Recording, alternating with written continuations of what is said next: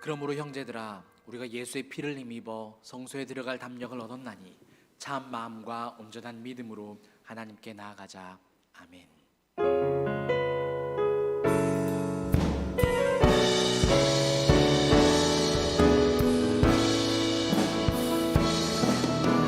주님 큰 영광 받으소서. 홀로 찬양 받으소서. 모든 이름 위에 뛰어난 그 이름, 온 땅과 하늘이 다 찬양해. 겸손하게 우리 무릎 꿇고 주 이름 앞에 영광 돌리세. 모두 절하세. 독생자 예수 주님께 찬양 드리리. 모든 영광과 존귀와 능력 받으소서. 받으소서. 영광과 존귀와 능력 받으소서. 받으소서. 그리스도 살아계신 하나님.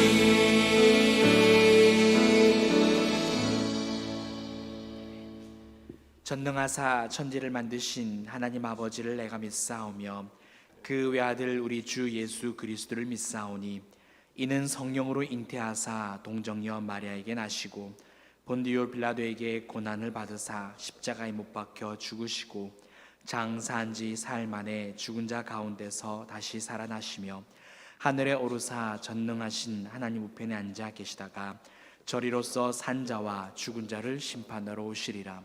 성령을 믿사오며 거룩한 공회와 성도가 서로 교통하는 것과 죄를 사하여 주시는 것과 몸이 다시 사는 것과 영원히 사는 것을 믿사옵나이다.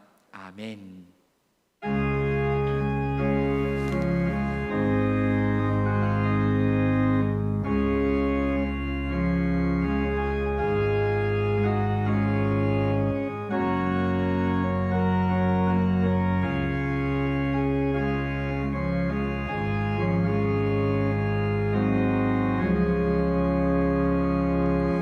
내 주여 뜻대로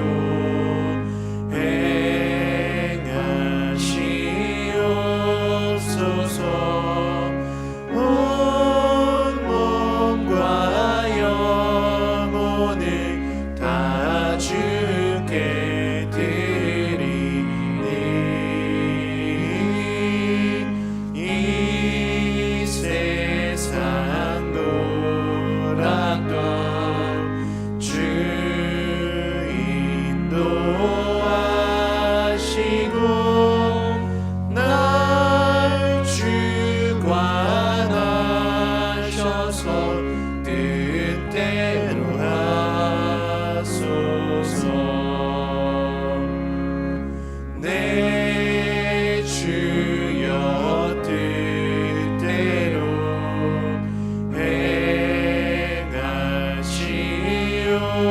행하시옵소서. 큰 근심 중에도 낙심케 마소서.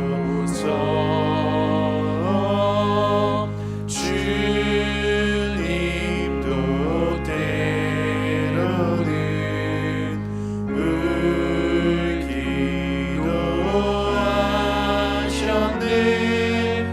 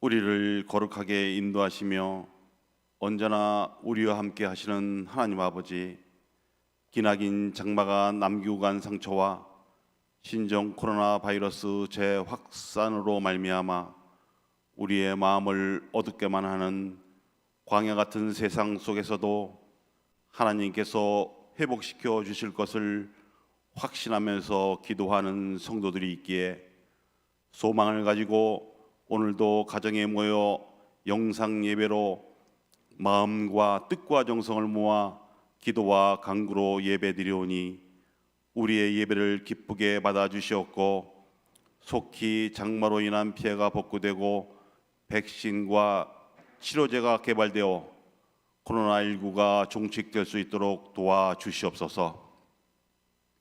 세상에서 빛과 소금의 역할을 감당하라고 말씀하시는 하나님 아버지, 어려운 이 시대에 한국교회 목회자들과 성도들의 삶을 돌아보는 시간이 되게 하여 주시옵소서. 잠시 세상에 살면서 나그네의 삶을 살아가는 우리들이 마치 이 세상에서 영원히 살 수 있는 것처럼 살아가고 있는 것은 아닌지 다시 한번 믿음 안에서 우리의 삶을 돌아보는 시간들이 되어 어리석은 삶을 살아가지 않게 도와주시옵소서. 하나님께서 우리 각자에게 맡겨주신 달란트를 가지고 우리의 뜻과 우리의 주장을 내세우는 것이 아니라 하나님의 뜻을 따라 하나님의 거룩한 나라를 만들어가는 성도들이 되게 하여 주시옵고, 하나님의 이름과 교회를 땅에 떨어뜨리는 성도가 아니라 믿는 자와 목회자로서의 언어와 사랑으로 이웃의 본이 되고 전도의 문이 막히지 않게 빛과 소금의 역할을 감당하는 성도들이 될 수 있도록 도와주시옵소서. 초대교회와 베레와 성도들처럼 말씀을 믿고 믿음의 본이 되어 그들의 삶과 사랑을 실제적인 삶 속에서 보여주어 성도의 수가 많아진 것처럼 우리들도 사람의 말을 듣는 것이 아니라 깨어 기도하며 바른 말씀을 듣고 그 말씀대로 실천하여 참된 복음이 전파되게 하여 주시옵소서. 대통령과 위정자들에게 지혜와 능력을 주시어 어려움에 처한 이 나라를 공의와 정의로 바르게 다스려 나가게 하여 주시옵고, 확진자들과 육신의 고통을 당하는 성도들을 긍휼히 여기시어 치료의 광선으로 치료하여 주시옵고 의료진들의 수고를 기억하여 주시옵소서. 이번 임직자 선거와 여름 사역들이 기도로 준비되어 하나님이 기뻐하는 일꾼들이 준비되고 하나님이 원하는 사역들이 어려운 상황 속에서도 은혜 가운데 진행되게 하여 주시옵소서. 말씀을 전하실 담임 목사님께 지혜와 능력을 더하게 하시어 성령의 인도하심으로 준비된 말씀이 선포되게 하시옵고, 듣는 저희들도 입술로만 고백하는 것이 아니라 말씀 안에서 깨달아 삶으로 지키고 행하여 변화된 모습으로 이웃을 배려하며 섬기는 삶을 살아갈 수 있도록 인도하여 주시옵소서.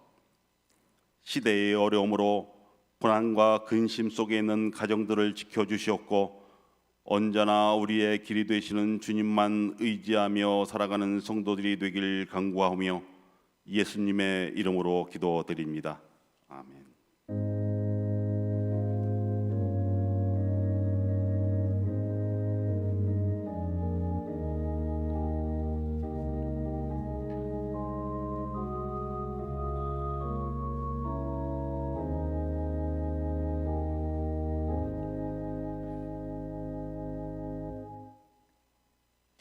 교회 소식을 알려드립니다. 주보 일면을 봐주시기 바랍니다. 당회 결의사항을 말씀드립니다. 이번 주일과 다음 주일 예배는 영상을 통해 가정에서 드립니다. 주일 예배 영상 안내는 이번 광고를 참고해 주시기 바랍니다. 이번 주 수요일 8월 26일 오전 큐티와 성경 일독 학교는 방학입니다. 꼭 참고해 주시길 바랍니다. 이번 주 금요일 8월 28일까지 새벽 기도회는 모이지를 않습니다. 임직자 선출을 위한 공동의회 속회 일정은 당회에서 논의하여 추후 공지해 드리겠습니다.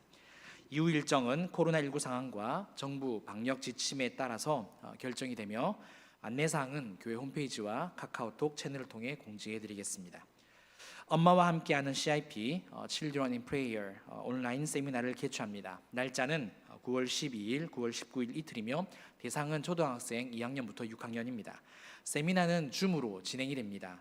그래서 꼭 기억해 주셨으면 좋겠고요. 자세한 내용 주부를 참고해 주시길 바랍니다. 2020년 여름 사역을 마감합니다. 주일 학교는 오늘까지 각 부서 교육자들에게 그리고 장년들은 다음 주일까지 담당 목장 목회자들에게 인증사진을 보내주시면 되겠습니다. 자세한 내용 주보 사면을 참고해 주시길 바랍니다. 수제피해 교회 사랑 나누기 행사를 진행합니다. 선교위원회 이지훈 목사님께 문의를 해주시고 주보를 꼭 참고해 주시면 감사하겠습니다. 청년 여름 특별 예배 안내입니다. 8월 30일, 9월 6일 주일 4부 예배 시간에 예정되었던 청춘을 새롭게 하시도다는 이 행사는요 코로나19 상황으로 인하여서 취소되었습니다. 코로나 희망 나눔과 온라인 헌금 관련 안내는 주보를 참고해 주시길 바랍니다. 하나님께 드린 예물 봉헌하겠습니다.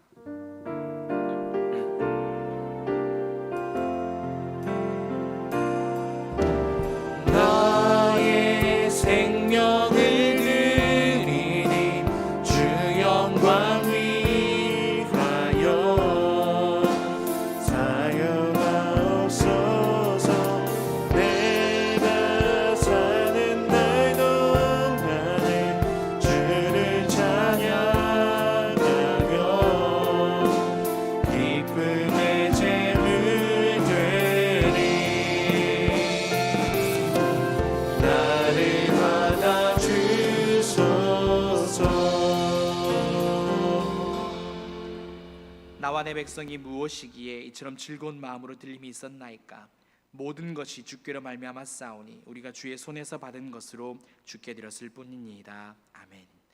사랑과 내가 풍성하신 하나님 아버지, 코로나로 인하여서 영상 예배로 드릴 수밖에 없지만 그럼에도 불구하고 각 가정과 처소에서 예배할 수 있어 감사를 드립니다.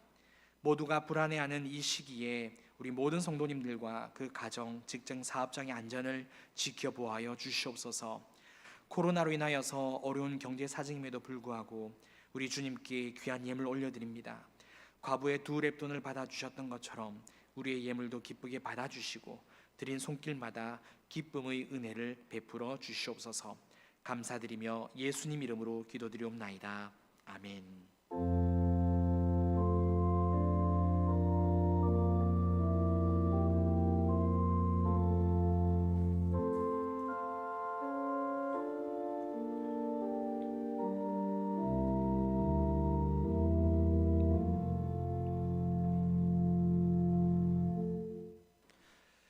오늘 우리에게 주시는 말씀은 요한복음 5장 30절부터 47절까지의 말씀입니다. 요한복음 5장 30절부터 47절입니다. 신약성경 150쪽입니다. 본문이 긴 관계로 40절부터 47절까지 한 절씩 교독하시고 마지막 절은 함께 합독하겠습니다. 그러나 너희가 영생을 얻기 위하여 내게 오기를 원하지 아니하는도다. 다만 하나님을 사랑하는 것이 너희 속에 없음을 알았노라.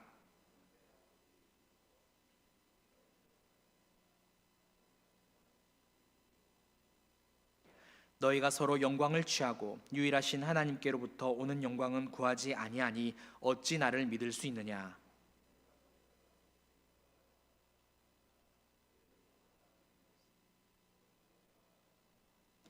모세를 믿었더라면 또 나를 믿었으리니 이는 그가 내게 대하여 기록하였음이라.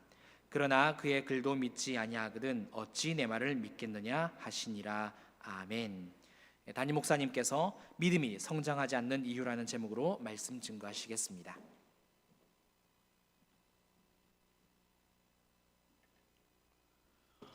반갑습니다. 안녕하세요. 오늘도 또 영상으로 이렇게 예배로 나와주신 우리 성도님들에게 진심으로 감사드립니다.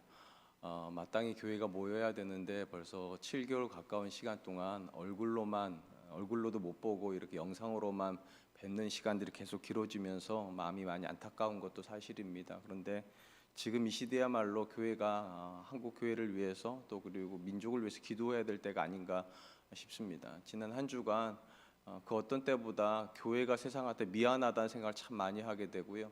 목회자인 것이 부끄럽다는 생각도 참 많이 하게 되는 한 주간이었습니다. 원망할 마음도 굉장히 많고 우리 때문이 아니라고 하는 마음도 굉장히 많이 계시겠지만 그런 마음 다 접으시고 하나님 앞에 지금 긍휼을 구해야 될 때인 것 같습니다. 특별히 이번 한 주간 동안 코로나가 더 확산되지 않기를 위해서 그래서 교회가 예배의 기능을 회복을 하고 또 우리 자녀들을 양육하는 기능을 회복할 수 있도록 특심한 마음으로 함께 기도해 주셨으면 감사하겠습니다. 그리고 이번 한 주간 수요 오전 큐티와 또 성경 일동학교는 휴강한다는 거 꼭 기억하시고 가정에서 말씀을 읽고 또 기도하는 일에 창념해 주시기를 부탁드리겠습니다. 이 시간 우리 믿음의 고백을 하나님께 드림으로 말씀 앞에 나가도록 하겠습니다. 하나님 나를 사랑하신다. 하나님 내 인생의 크고 비밀한 계획 가지고 계신다. 하나님 오늘도 나와 동행하셔서 그 계획 이루어 주신다. 아멘. 그렇게 될 줄로 믿습니다. 아멘. 우리가 구약의 이스라엘 역사를 살펴보면서 깨닫게 되는 것이 있다면 이스라엘의 하나님을 향한 믿음이 좀처럼 성장하지 않는다는 사실입니다. 상식적으로 생각을 해보면 이 땅의 역사 가운데서 그들처럼 하나님을 경험하고 그들처럼 많은 은혜를 경험한 민족이 없음에도 불구하고 놀랍게도 그들의 믿음은 자연스럽게 성장하는 것이 아니라 언제나 퇴보하고 그래서 하나님 앞에서 책망과 심판의 자리에 나가는 것을 자주 보게 됩니다. 이스라엘 민족의 믿음이 성장하지 않았던 가장 분명한 이유가 있다면 그들의 믿음을 성장시키지 못하도록 만드는 걸림돌을 그들이 가지고 있었기 때문입니다. 광야 시대에 이스라엘의 믿음의 걸림돌이 되었던 것은 늘 애굽이 있었기 때문입니다. 광야의 길을 걸어가는 동안에 먹을 것에 대한 문제가 생기거나 안전에 대한 문제가 생길 때마다 그들은 늘 애굽에 있을 때는 이러지 않았다라고 그렇게 이야기를 하였습니다. 그들 안에 애굽이 있었기 때문에 믿음으로 감사함으로 광야길을 걷는 것이 아니라 늘 애굽이랑 비교하면서 광야에서 원망하고 불평하였던 것입니다. 혹자는 이런 이스라엘의 모습을 향하여서 몸이 애굽에서 나오는 데는 하루의 시간밖에 소요되지 않았지만 그들의 마음에서 애굽이 나오는 데는 40년의 시간이 필요했다라고 그렇게 기록을 했습니다. 그런 점에서 이스라엘이 광야에서 보냈던 40년의 시간은 허무한 시간이 아니라 그들이 철저하게 의존하고 있었던 애굽을 끊어내는 시간이라고 그렇게 이해할 수 있을 것입니다. 광야 시대를 지나서 가나안 정착의 시대로 접어들었을 때 그들의 믿음을 방해했던 대표적인 요소는 우상 숭배였습니다. 광야 40년 동안 이스라엘은 유목 생활을 하였습니다. 그런데 가나안 땅에 정착하면서 그들은 유목 생활에서 농경 문화로의 전환을 경험해야만 했습니다. 그리고 이것은 굉장히 낯선 경험이었기 때문에 그들에게는 굉장히 어려운 선택이 요구가 되었을 것입니다. 그들은 이 낯설음을 극복하기 위해서 하나님께 나아간 것이 아니라 그 땅에 먼저 있었던 사람들이 어떻게 살았는지를 연구하고 그들의 삶의 방식을 수용하면서 자연스럽게 농경 문화에 뿌리를 두고 있었던 우상 숭배에 빠져들게 되었습니다. 구약시대 이스라엘이 가장 오랫동안 섬겼던 신은 우리가 잘 아는 대로 바알과 아세라고, 이 바알과 아세라는 전형적으로 농경의 신이고 하늘을 주관하는 신들로 여겨졌습니다. 목축의 문화에서 농경의 문화로 전환하면서 그들은 어쩔 수 없이 그들의 나름으로 어쩔 수 없는 이유를 가지고 농경의 신을 섬길 수밖에 없었고 이것이 이스라엘의 오랜 시간 동안 믿음을 방해하는 요소로 작용하게 됩니다. 한편 이스라엘이 이제 왕국 시대를 열게 되고 그리고 통일왕국을 지나 분열왕국의 시대가 되었을 때에 그들의 믿음을 방해하는 가장 대표적인 요소는 이방에 대한 철저한 의존이었습니다. 물론 이런 이스라엘 선택은 어쩌보면 그들이 할 수 있는 불가항력적인 선택이었다라고 밖에는 이해할 수 없을 수도 있습니다. 이스라엘 주변에는 늘 강대국들이 존재했고 상대적으로 이스라엘은 자신의 힘으로 안전을 지킬 수 있는 강력한 군사나 무기를 가지고 있지 않았습니다. 이는 하나님께서 이스라엘 하여금 강력한 군사력이나 또는 말과 병거를 가지지 못하게 하셨던 근본적인 이유가 있었기 때문입니다. 하나님께서 이스라엘 하여금 이렇게 강력한 무기나 강력한 군대를 갖지 못하도록 명령하셨던 이유는 이스라엘의 전쟁이 그들의 전쟁이 아니라 하나님의 전쟁이라는 선언 때문이었습니다. 하나님께서 이스라엘을 위해서 싸워주시는 분이시기에 그들이 많은 병마와 군대를 필요하지 않아야 한다는 것입니다. 문제는 이스라엘 역사가 흘러가면서 통일왕국과 분열왕국으로 지나가면서 세계 역사가 요동을 쳤다는 것입니다. 이스라엘 주변에 굉장히 강력한 군사력을 가지고 있는 나라들이 일어나기 시작했습니다. 그리고 이로 인해서 이스라엘은 불안감이 극에 달하게 되었고 스스로 힘으로는 이 불안감을 떨쳐낼 수 없다 여겼기 때문에 그들은 하나님께로 달려간 것이 아니라 주변의 다른 나라들에게 도움을 요청을 하였습니다. 시대의 상황에 따라서 그들은 아수를 의지하기도 하고 애굽을 의지하기도 하고 바벨론을 의지하면서부터 자기들 안에 있었던 믿음을 조금씩 잃어버리기 시작했던 것입니다. 그런 점에서 모든 믿음에 성장하지 않는 데에는 그 내부적인 문제가 존재한다는 사실을 알게 됩니다. 오늘 우리가 살펴보던 본문의 말씀 역시 예수님의 공생의 기간 동안 이스라엘 안에서 예수님에 대해서 믿음이 생기지 않는 것에 대해서 예수님께서 책망하시는 말씀이십니다. 본문의 말씀은 예수님께서 38년 된 병자를 고치시고 그들을 향하여서 예수님께서 하나님의 아들이시라는 사실을 밝히셨을 때 그들이 예수님을 죽이려고 하는 시도를 배경으로 합니다. 예수님은 자신이 하나님께로부터 오신 하나님의 아들이라는 사실을 선언했음에도 불구하고 그들이 믿지 않는 모습을 책망하시면서 예수님께서 하나님의 아들이심에 대한 5가지 증거를 먼저 제시해 주셨습니다. 첫 번째는 세례 요한의 증언이었습니다. 당시 사람들이 인간으로서 가장 존경했던 사람이 세례 요한인데 요한복음이 시작되는 순간부터 세례 요한은 예수님을 하나님의 아들로 선언하고 있었다는 것입니다. 둘째로 예수님께서 그들을 향하여서 보여주신 수많은 역사가 예수님이 하나님의 아들이심을 증언한다는 것입니다. 사실 예수님께서 보여주신 이적들은 사람들의 기준으로 봤을 때 상식의 수준을 이미 넘어가는 것이었습니다. 사람으로서는 그렇게 할 수 없는 수많은 이적을 보여주셨고 이 이적들이 예수님이 하나님의 아들이라는 사실을 보여준다는 것입니다. 세 번째로 예수님께서 증언하신 것은 하나님께서 예수님을 하나님의 아들로 친히 증언해 주셨다는 것입니다.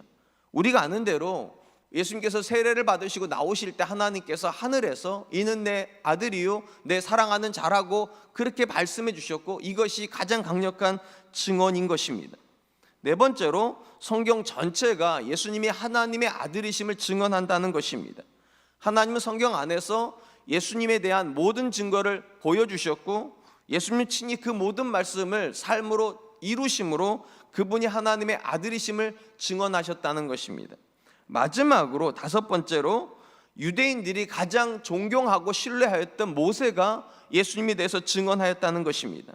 모세오경 안에 모세가 자기 이후로 오게 될 자기와 같은 선지자에 대해서 예언을 했는데 그게 예수님에 대한 예언이고 이 예언의 말씀을 신뢰했다면 그들은 당연히 예수님을 하나님의 아들로 고백해야 했다는 것입니다.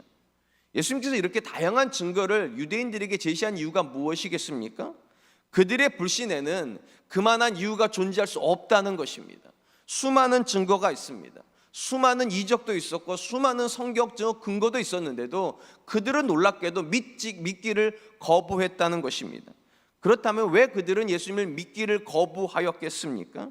그들 안에 믿음으로 가지 못하게 만드는 장애물이 존재했기 때문입니다. 오늘 예수님께서 그들 안에 있는 장애물 3가지를 우리에게 소개하십니다. 첫 번째로 그들이 예수님께 오기를 원하지 않았기 때문이라고 말씀하십니다. 요한복음 5장 40절입니다. 그러나 너희가 영생을 얻기 위하여 내게 오기를 원하지 아니하였도다. 하나님께서 성경 안에서 예수 그리스도에 대한 수많은 말씀을 기록해 놓으셨고 유대인들은 이 성경을 늘 아침 저녁으로 읽었던 민족이라는 점에서 그들이 예수님을 하나님의 아들로 고백하는 건 매우 자연스러운 현상이었어야만 할 것 같습니다. 그런데 놀랍게도 그들은 성경을 읽고 늘 배우고 있으면서도 불구하고 예수님을 하나님의 아들로 고백하지 못하는 아이러니한 현상을 보여주었습니다. 그리고 이런 아이러니한 현상의 가장 본질적인 이유를 예수님께서는 내게 오기를 원하지 않았다라는 문장으로 요약하고 있습니다. 이는 유대인들이 예수님을 향하여서 하나님의 아들로 고백하지 못하는 이유는 그들의 무지함, 그러니까 지식이 없음 때문이 아니라 그들의 무의지, 예수님을 알아가려고 하는 의지가 없었기 때문이라고 그렇게 말씀하고 계시는 것입니다. 그들이 만약 정말로 하나님의 말씀을 정말 깊게 배우는 사람들이고 그 말씀을 좀 더 깊이 이해하기를 원하였다면 그들은 말씀대로 이 땅에 오신 예수님께 나아가는 것이 당연했다는 것입니다. 그리고 아무런 사심이 없이 예수님의 사역을 들여다보고 그분의 인격을 경험하고 그분이 하시는 말씀을 들었다면 그들은 자연스럽게 예수님이 하나님의 아들이라는 믿음을 고백하게 되었을 것인데, 안타깝게도 그들 안에는 의지가 없다는 것입니다. 예수님에게 나가서 그분이 정말로 하시는 말씀이 하나님의 말씀과 일치하는지를 알아보려고 하는 의지도 없고 그분의 말씀을 한 번이라도 들어보려고 하는 의지도 없이 그들은 단정적으로 믿기를 거부했다는 것입니다. 이런 모습은 예수님의 출생의 시점에서부터 여실히 드러나고 있었습니다. 예수님께서 베들레헴에 태어날 시점이 다가올 때 동방으로부터 박사들이 예루살렘에 방문을 하여 헤롯 궁전에 와서 이렇게 외쳤습니다. 유대인의 왕으로 나신 이가 어디 있느냐?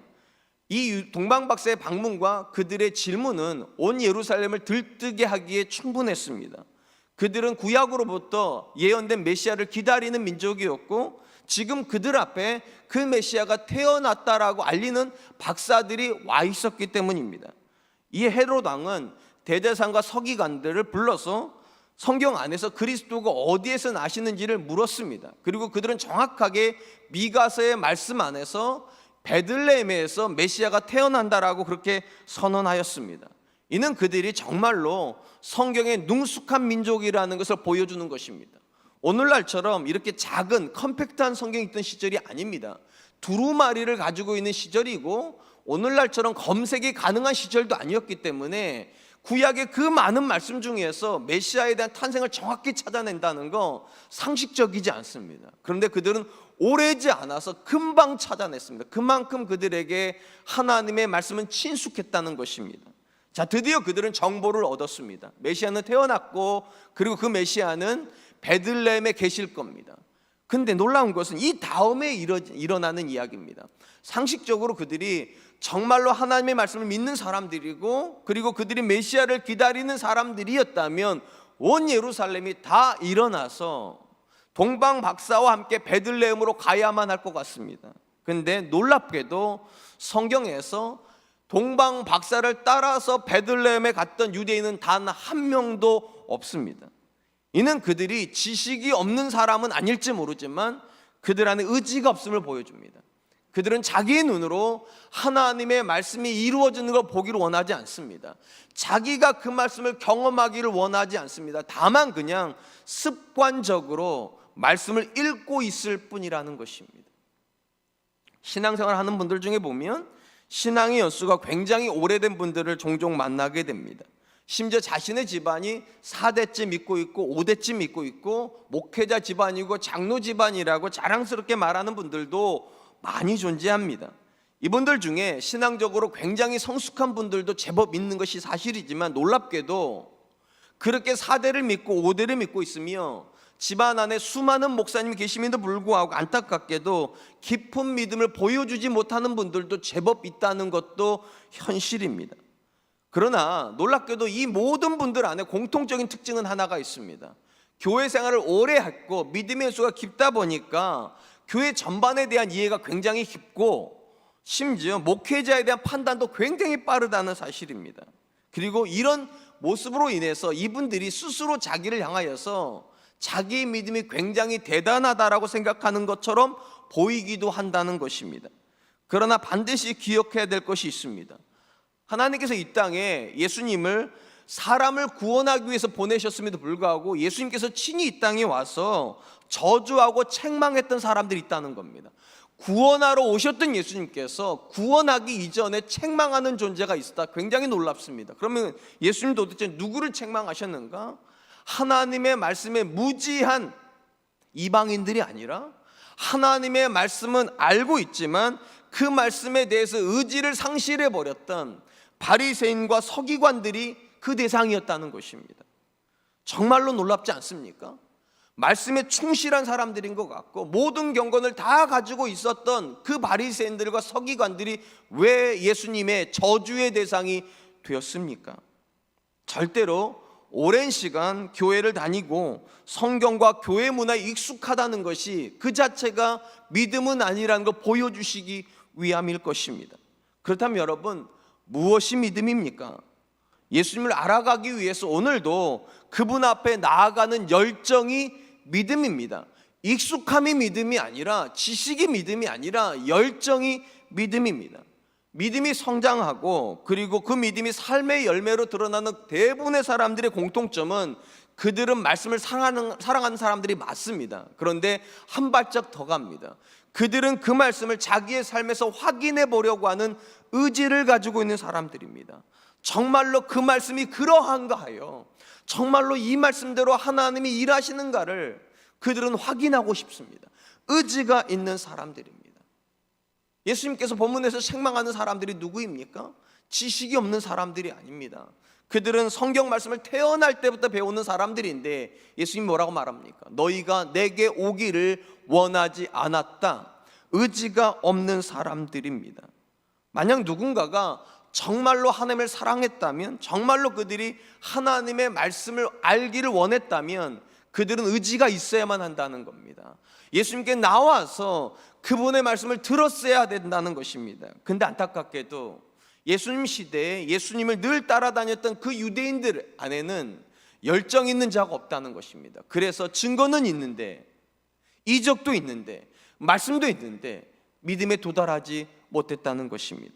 사랑하는 성도 여러분, 우리가 잘 아는 이야기 중에 가마솥에서 죽어가는 개구리에 대한 이야기 아실 겁니다.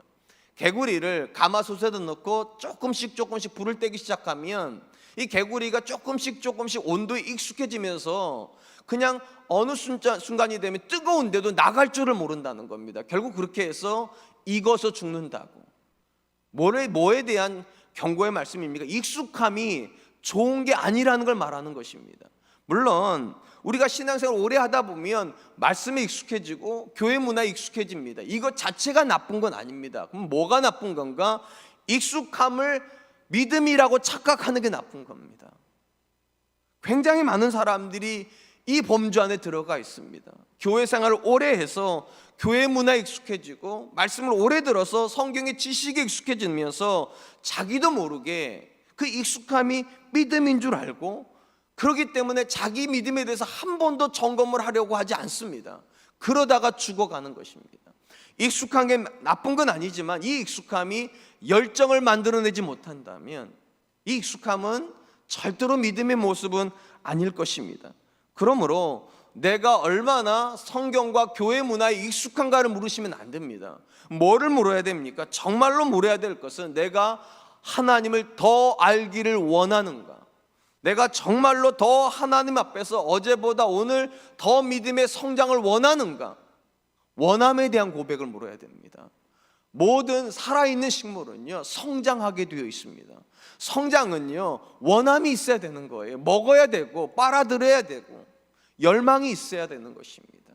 안타깝게도 유대인들 안에 이 열망이 없다 보니까 그들은 믿음에 도달하지 못합니다. 저는 우리 사랑과 은혜교회 성도님들 안에 다른 건 모르겠지만 늘 열정은 있었으면 좋겠습니다. 주의 성전을 향한 열정, 말씀을 향한 열정, 하나님을 향한 열정, 이것이 믿음의 본질이기 때문입니다. 두 번째로 예수님께서 유대인들이 예수님을 향해서 믿음을 고백하지 못하게 만드는 두 번째 장애물이라고 말하는 것은 그들 안에 하나님을 향한 사랑이 없기 때문이라는 것입니다. 오늘 본문 말씀 42절입니다. 다만 하나님을 사랑하는 것이 너희 속에 없음을 알았노라. 너희 속에 사랑이 없다. 이것이 예수님께서 유대인들을 향하여서 주신 가장 치명적인 선언입니다. 사실 믿음과 사랑은 우리가 생각하는 것보다 훨씬 깊은 연관성을 가지고 있습니다. 근본적인 관점에서 모든 믿음은 사랑에서 출발하고 믿음에 의해서 사랑이 견고해집니다. 다시요. 모든 믿음은 사랑에서 출발을 하고 이 사랑에 의해서 믿음은 확고해집니다. 우리는 이렇게 생각하는 경우가 많습니다. 내가 그 사람을 믿기 때문에 사랑한다고. 아닙니다. 엄밀히 말하면 믿기 때문에 사랑하는 것이 아니라 사랑하기 때문에 믿는 겁니다. 우리가 우리 자녀가 태어납니다. 우리가 그 자녀가 누군 줄 알고 믿습니까? 아니에요. 믿는 거 아니에요. 사랑하니까 믿기 시작하는 거예요. 그런 점에서 사랑이 없으면 믿음은 나오지도 않고 성장하지도 않습니다. 그리고 사랑하면서부터 어떤 일이 벌어지기 시작하는가? 우리가 사랑해 본 사람이면 다 알아요. 사랑하면 그 대상을 알아가고 싶습니다. 사랑한데 무의지가 없는 존재는 없어요. 사랑하면 알아가고 싶습니다. 교제하고 싶습니다. 대화하고 싶습니다. 그리고 이렇게 하여서 누군가를 알아가면서부터 어떤 일이 벌어지는가? 둘 중에 하나가 벌어집니다. 믿음이 사라지거나 믿음이 더 강해지는 겁니다. 일반적으로 우리가 누군가를 알아가면서 믿음이 사라지는 경우는 언제인가? 내가 생각했던 것보다 그 사람이 형편없을 때, 사랑해서 이 사람을 믿으려고 했는데 알아가면 알아갈수록 정말 형편없는 사람이라고 생각하면 있던 믿음도 상실되고, 믿음이 상실되면 사랑도 없어지게 됩니다. 정반대의 경우도 있습니다. 그 사람을 알아가면서부터 믿음이 더 깊어지는 사람이 있습니다. 내가 생각했던 것보다 이 사람이 더 좋은 사람이구나, 내가 기대했던 것보다 이 사람의 인격이 훨씬 성숙하구나, 이렇게 되면 믿음은 더 깊어지고, 믿음이 더 깊어지면 더 사랑하게 됩니다. 그래서 진짜 사랑은요, 살아가면서 하는 겁니다. 살아보면 살아볼수록 이 사람은 정말 좋은 사람이다. 연애할 때보다 결혼해서 20년 30년 살아보니까 이 사람은 더 좋은 사람이다. 믿음이 깊어지면 사랑이 더 깊어집니다. 이걸 뒤집어도 똑같습니다. 사랑이 없으면 절대로 믿음은 안 생깁니다. 왜냐? 사랑이 없으면 알아가려고 하는 의지는 아예 안 나오기 때문입니다. 사랑이 있어야 알아가려고 하는 의지가 생기고, 알아가면서 우리는 사랑이 더 깊어지기 때문입니다. 본문에서 유대인들을 향해서 예수님께서 말씀을 가까이 하면서도 정작 그들 안에 믿음이 안 생기는 이유가 뭐라고 말하는가? 사랑 때문이라고 말하는 이유가 바로 여기 있습니다. 그들이 정말로 하나님을 사랑했다면 그들은 하나님을 알아가려고 했을 거라는 겁니다. 그리고 알아가려고 했다면 하나님의 말씀대로 이 땅에 오신 예수님에게 안 나올 수 없다는 거예요. 그리고 그분에게 나왔다면 그들 안에 믿음이 안 생긴다는 건 상상도 할 수 없다는 것입니다. 근데 안타깝게도 그들 안에 형식은 있습니다. 아침 저녁으로 말씀 읽으니까요, 하루에 3번씩 기도는 하니까요, 안식일이 되면 예배드리러 가긴 하니까 형식은 있는데 실상은 그들 안에 하나님을 향한 사랑의 열정은 존재하지 않더라. 그래서 사랑이 없기 때문에 결국 믿음은 존재하지 않게 되었다, 그렇게 말씀하시는 겁니다. 성경 안에서 믿음과 사랑의 상관관계를 가장 잘 보여주는 말씀이 있다면 요한복음 21장에 나오는 베드로를 찾아가시는 장면일 겁니다. 우리가 잘 아는 대로 요한복음 21장은 베드로가 믿음의 실족을 하여서 다시 갈릴리 바다로 가서 어부의 자리로 돌아간 지점을 예수님께서 찾아가시는 내용을 기록하고 있습니다. 이때 예수님께서 이 베드로에게 하신 이야기들은 굉장히 의외입니다. 왜 의외인가 하면 현상적으로 보면 베드로는 믿음에 실패한 사람입니다. 우리가 아는 것처럼 베드로는 제자들 중에 가장 먼저 예수님을 향하여서 주는 그리스도시요 하나님의 아들이라고 하는 가장 완벽한 믿음을 고백했던 인물인데, 안타깝게도 이 인물이 많은 사람 앞에서 공개적으로 예수님을 모른다 해버렸습니다. 심지어 마지막에는 저주하면서 모른다 이렇게 3번이나 부인을 했다는 점에서 베드로의 가장 큰 문제는 결국 그의 믿음이 온전하지 않다는 것입니다. 그러면 예수님께서 이 베드로를 찾아가셔서 물어야 되는 3가지 질문은 사실은 너의 믿음은 있기는 한 것이었냐? 너의 믿음은 진실하냐? 네가 지금 나를 믿느냐? 이렇게 물으셔야 될 것 같아요. 그런데 믿음을 물으신 것이 아니라 예수님은 3번 다 뭐를 물으셨는가? 사랑을 물으셨습니다. 요한복음 21장 15절 말씀입니다.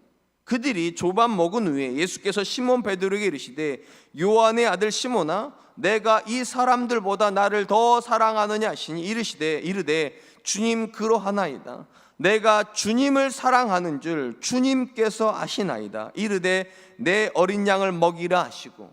이게 첫 번째 질문이고요.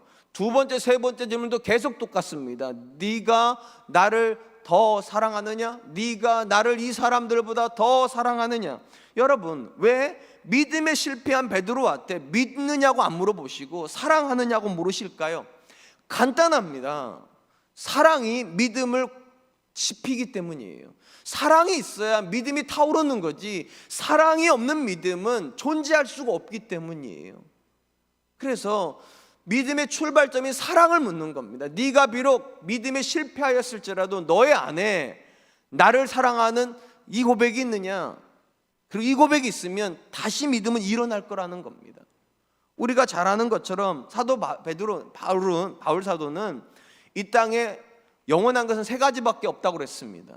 믿음, 소망, 사랑입니다. 이 세 가지가 가장 영원한 건데, 이 세 가지 중에서 그 중에 제일이 뭐라고 그랬습니까? 사랑이라고 그랬습니다. 또한 갈라디아서에서 우리 안에 성령이 맺으시는 열매가 9가지가 있다고 말을 했는데, 그 9가지 열매 중에 첫 번째 열매가 뭐라고 그랬습니까? 그게 사랑입니다. 왜 사랑이 가장 뛰어나고 왜 사랑이 모든 성령의 첫 번째입니까? 간단합니다. 이 사랑이 모든 것의 근거이기 때문입니다. 사랑이 없는 믿음 없고, 사랑이 없는 소망 없습니다. 사랑이 없는 성령의 열매는 없습니다. 그런 점에서 누군가가 지금 아무리 뛰어난 믿음을 고백했더라도 그 안에 하나님을 향한 사랑이 없으면 그 믿음은 일정 시간이 지나면 다 없어져 버립니다. 그러나 비록 지금은 믿음이 연약할지라도 그 마음에 하나님을 향한 뜨거운 사랑이 있으면 그 믿음은 타오르게 되어 있습니다. 반드시 성장하고 반드시 성숙하게 되어 있는 겁니다. 그래서 믿음에 실족하고 있는 베드로를 찾아가서 예수님이 물으시는 거예요. 네가 사랑하냐고. 왜냐하면 그 사랑만 있으면 믿음은 반드시 회복될 것이기 때문입니다.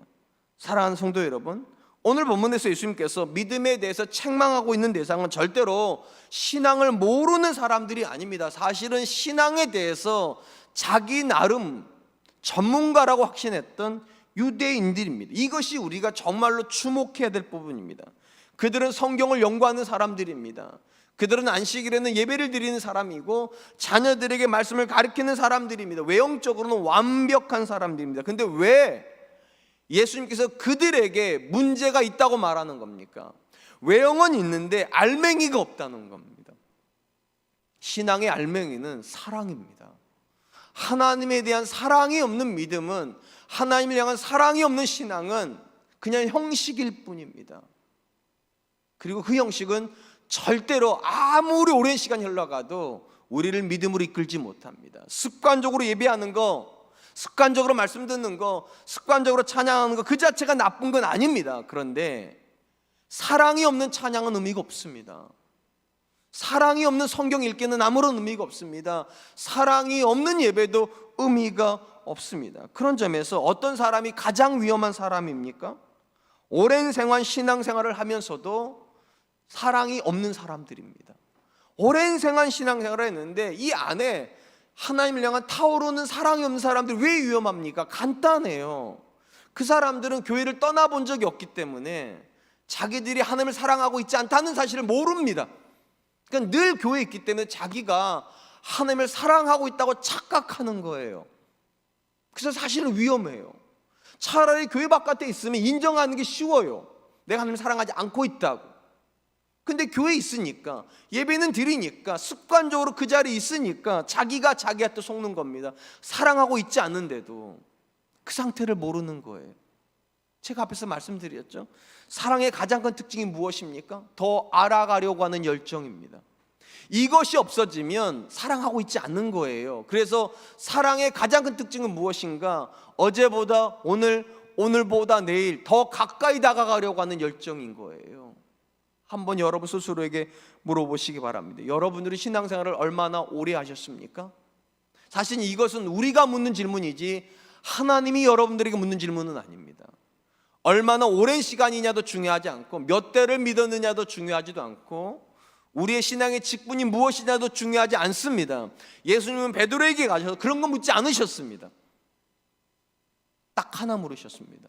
내가 나를 이 사람들보다 더 사랑하느냐? 저는 여기 이 말을 굉장히 좋아합니다.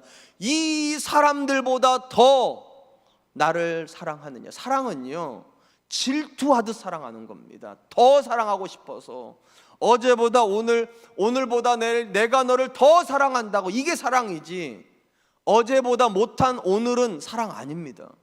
그런 점에서 늘 물어야 됩니다. 내 사랑은 현재형인지. 거기서만 진정한 믿음이 나오기 때문입니다.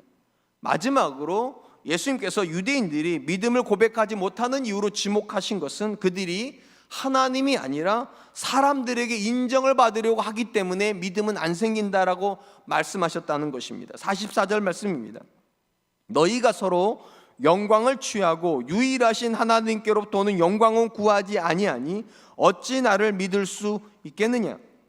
예수님은 자신을 향하여서 믿음을 고백하지 못하는 사람들의 실체를 뭐라고 말하는가? 너희가 서로에게 영광을 구한다.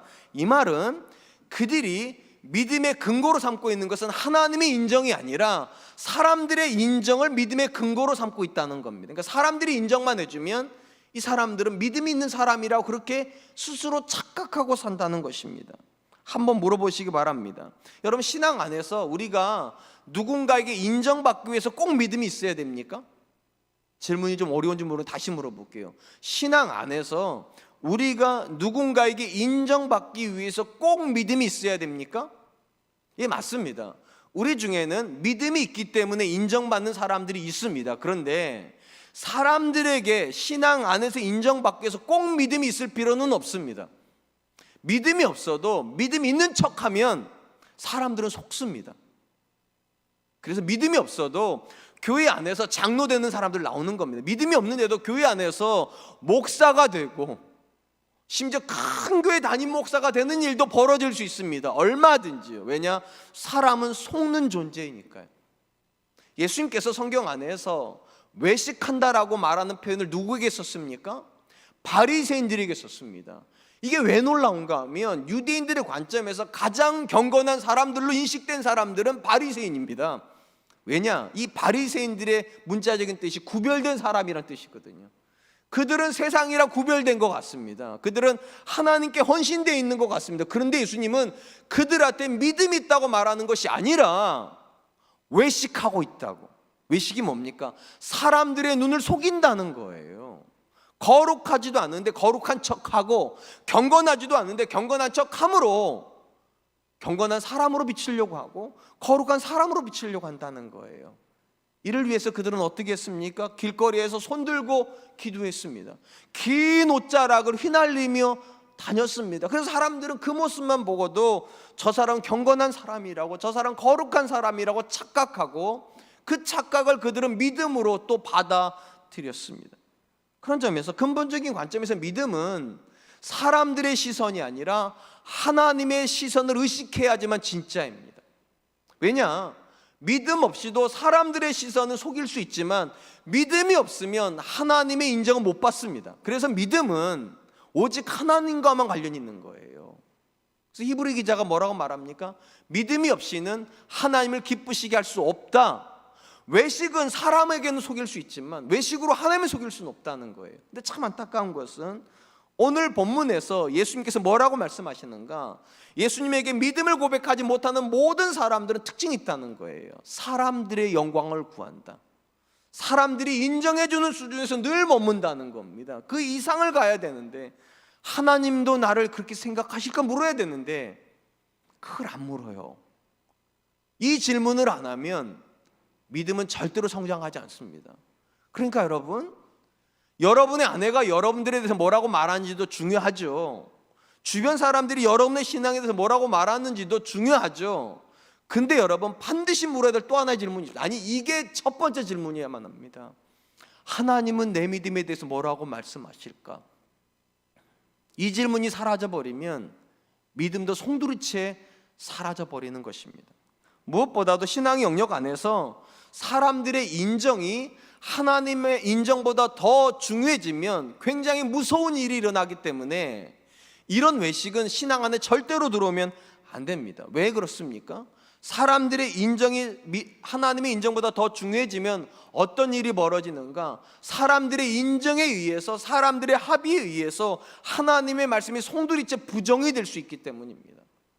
우리 성경 안에 예수님께서 사람들의 인정과 사람들의 협의가 얼마나 무서운가를 말해주는 대표적인 예가 무엇인가? 그게 고르반이라고 하는 말에 들어가 있습니다. 이 고르반이란 말은 원래 굉장히 좋은 뜻입니다.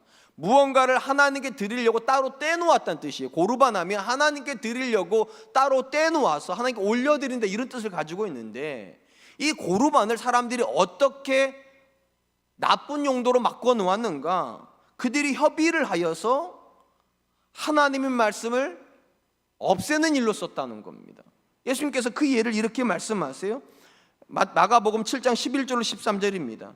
너희는 이르되 사람이 아버지에게나 어머니에게나 말하기를 내가 드려 유익하게 할 것이 고르반 곧 하나님께 드림이 되었다고 하기만 하면 그만이라 하고 자기 아버지나 어머니에게 다시 아무것도 하여 드리기를 허락하지 아니하여 너희가 전한 전통으로 하나님의 말씀을 폐하며 또 이 같은 일을 많이 행하느니라 하시고, 무슨 말인가 하면 유대인의 선생들이, 그러니까 바리새인들이겠죠. 바리새인들이 자기를 인정하는 사람들에게 인정을 더 받고 싶으니까 그들의 마음을 얻기 위해서 어떤 것까지 해놨는가? 하나님께 드리기로 되어 있는 것을 하나님께 드리는 건 문제가 안 돼요. 근데 부모에게 드리기로 한 것을 하나님께 드리겠다 고르반해도 괜찮다고 가르친다는 거예요. 왜 이렇게 가르쳤겠습니까? 우리 중에는요, 부모랑 불편한 사람들이 있습니다. 이 불편한 사람이 부모에게 드리는 게 좋겠어요? 안 좋겠죠. 그러니까 자기가 존경한다고 하는 바리새인에게 찾아갔겠죠. 그리고 이렇게 물었겠죠. 이거를 부모에게 안 드리면서도 죄를 안 짓는 방법이 뭡니까? 사람에게 인정을 받고 싶으니까 이 사람이 뭐라고 가르쳤다, 이렇게 가르쳤다는 겁니다. 그러면 하나님께 드리라고. 부모에게 드리지 말고 하나님께 드리면 그게 부모에게 드리는 것보다 높으니까 괜찮다고 이렇게 말했다는 겁니다. 그러니까 사람에게 인정을 받으려고 하면 어떤 일까지 벌어지는가? 하나님의 말씀도 얼마든지 바꾸려고 한다는 겁니다. 그러다 보니까 목사님 중에도 하나님의 말씀을 가지고 저주의 말씀을 가지고 축복의 말씀으로 바꾸는 사람도 나오고요, 축복의 말씀을 가지고 저주로 바꾸는 사람들도 나오는 거예요. 사람의 인정이 목적이 돼버리면. 그래서 사람의 인정이 목적이 되면 어떤 믿음도 결국은 다 망하는 겁니다. 어떤 믿음도 다 타락하는 것입니다.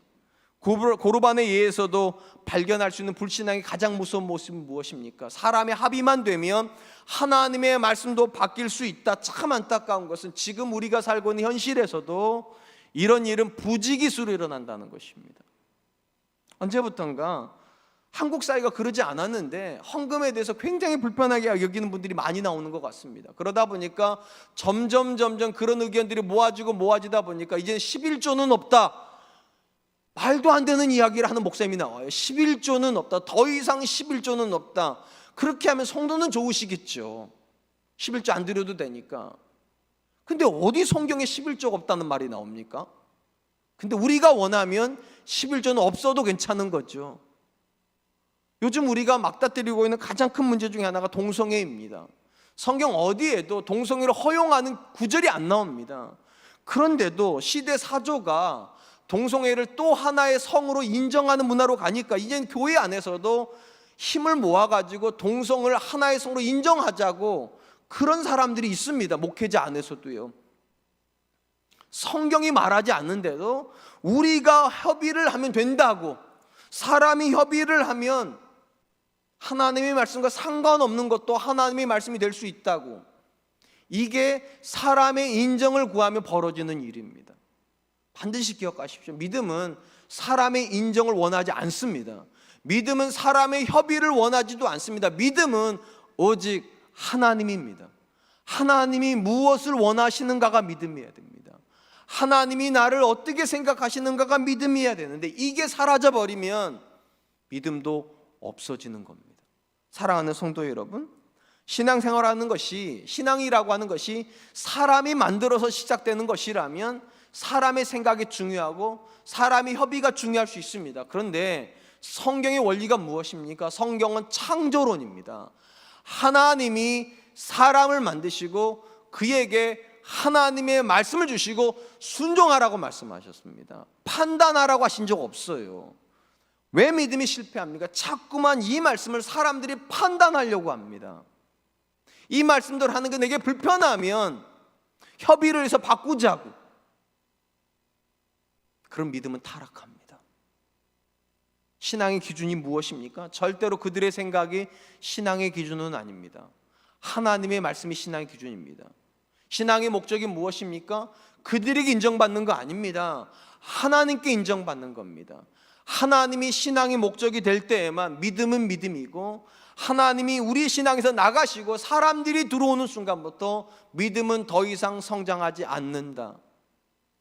혹시 지금 우리는 누구에게 우리의 기준을 두고 있습니까? 그들이 생각하는 신앙생활을 하고 있기 때문에 만족하십니까? 아닙니다. 하나님께서 저와 여러분들에게 기대고 계시는, 기준으로 삼고 계신 건 그들이 아닙니다. 그리스도의 장성한 분량에 충만한 지점까지 자라가라. 예수 그리스도가 하나님께서 우리에게 들이미고 계시는 기준이라면 우리의 믿음이 성장 안 한다는 건 불가능합니다. 우리 믿음 안에 열정이 없다는 건 불가능합니다. 우리 믿음 안에 고민이 없다는 건 불가능합니다. 저는 우리 사랑과 은혜교회 성도님들 안에 믿음의 고백이 하나님으로 출발할 수 있기를 축원드립니다.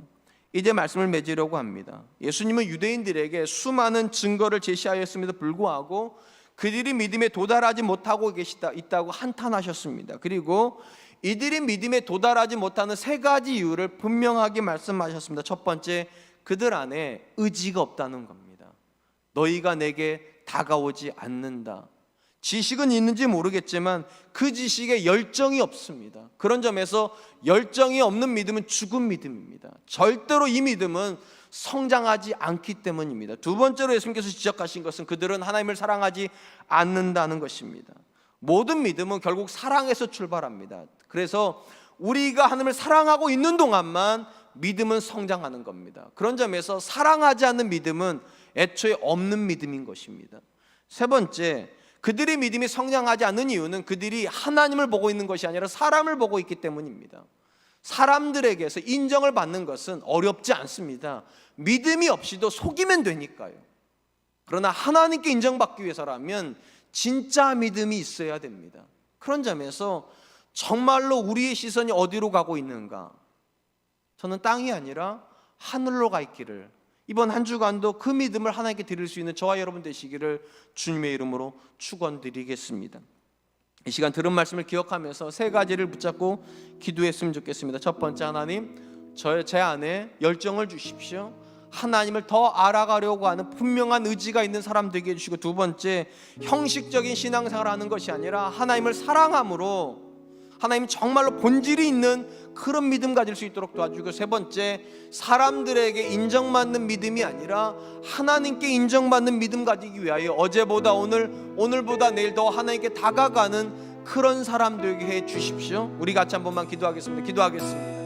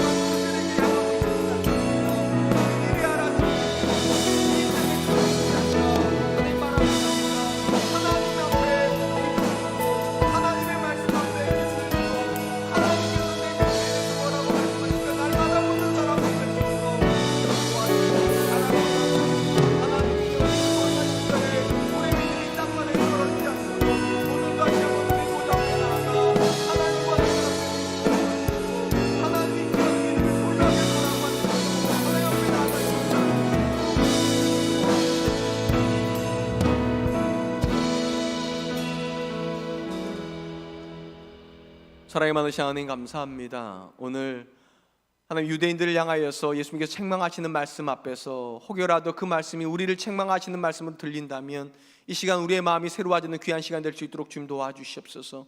우리 안에 익숙함의 고백은 있는데, 말씀도 익숙하고 교회 문화도 익숙한데 어느 순간부터 열정이 사라져 버렸습니까? 하나님, 죽어가는 믿음인 줄 알고 하나님 열정을 다시 한번 불일 듯 일어나게 하여 주시옵소서.